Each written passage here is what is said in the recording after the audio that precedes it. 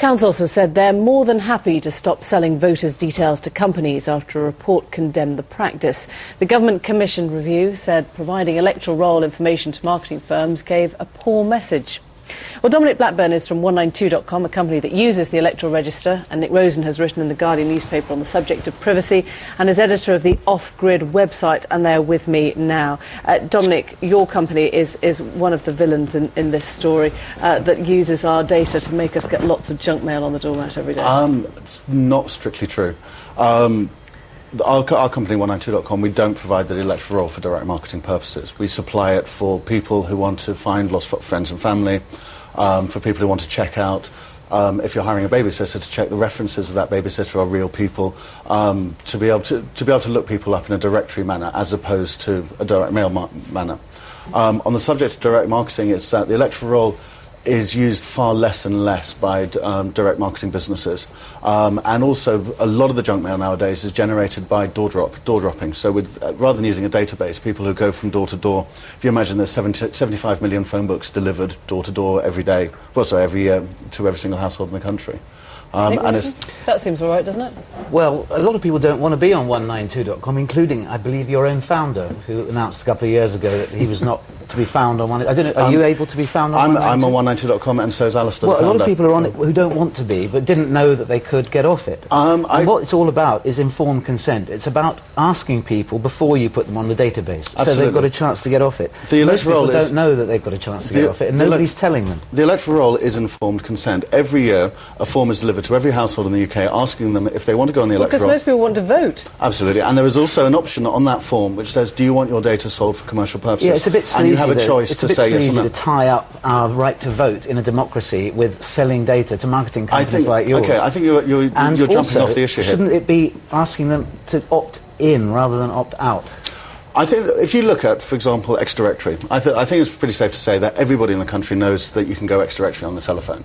And if you look at the opt-out rates on the electoral roll, the opt-out rates is more or less the same as going X-Directory in the phone book. But it's a very different thing, isn't it? Going X-Directory is one choice, and letting yourself sort of open to every company that wants to flog you stuff and throw stuff on your doormat. I know you say it's a drop, but actually we know that the council sells these details. Yeah. You know, there are a lot of people who say, actually, I draw the line at that. Absolutely, but it's not the publishing of the data which is the issue. The issue is the fact that things like the mail preference service, which is a way of preventing direct mail being delivered to your house. If you register with the mail preference service, direct marketers are not allowed to deliver direct mail to your house. If people use those... Why should you have to register? I mean, this is Nick's point. Why do you have to sort of make a special effort to opt out of things that most people regard as natural privacy?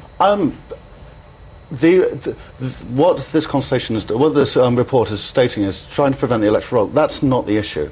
Well, it's one of the issues. This is about the 6th report on this subject in the last couple of months, and actually what we need to see is a bit more action and a few less reports. Nick, let me ask you, what happens if the council say, fine, we won't sell this data and we won't make the money, and as a result we end up not collecting your garbage, The amounts of money are trivial.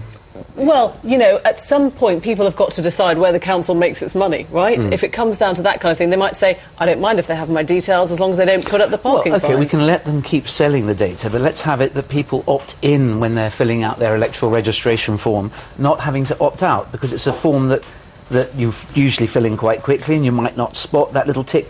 And there's another issue as well, which is that sometimes the forms tell you to opt in and sometimes they tell you to opt out. Not on and the until you really focus... No, obviously, but no. There are lots and lots of different forms that we fill in, and sometimes they give us the chance to opt in and sometimes to opt out. Sometimes I intend to opt in, but I accidentally opt out, and the other way around. Nick, so what we really need is clarity and a sort of and regularity in all this. It always ought to be the same. And that's what the Information Commission is calling for. I think this is what we're getting is the electoral roll is not really the main cause of direct marketing in the country.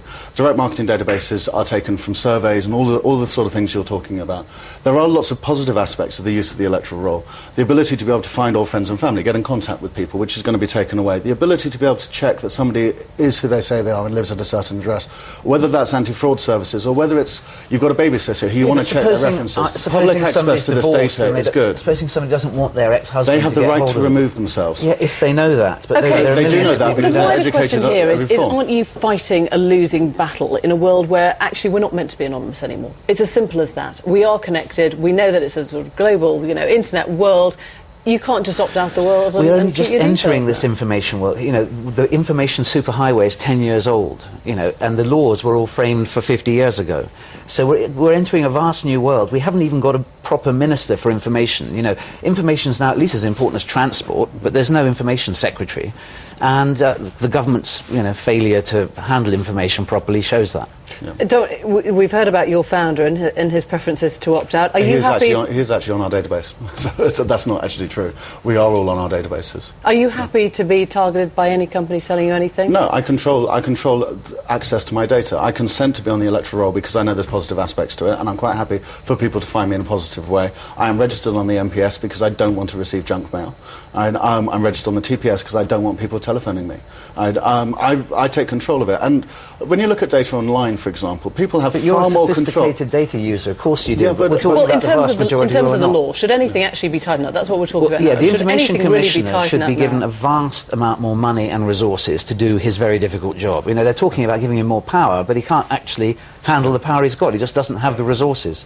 So more resources for him, and everybody who's listening should be aware of the many ways that they can pull their information out of these databases. You can go onto offgrid.net and there's a long list of things you can do. OK, thanks both very much indeed. Dominic Blackburn from 192.com is happy to hear from you. Okay. Thanks for coming in, chaps.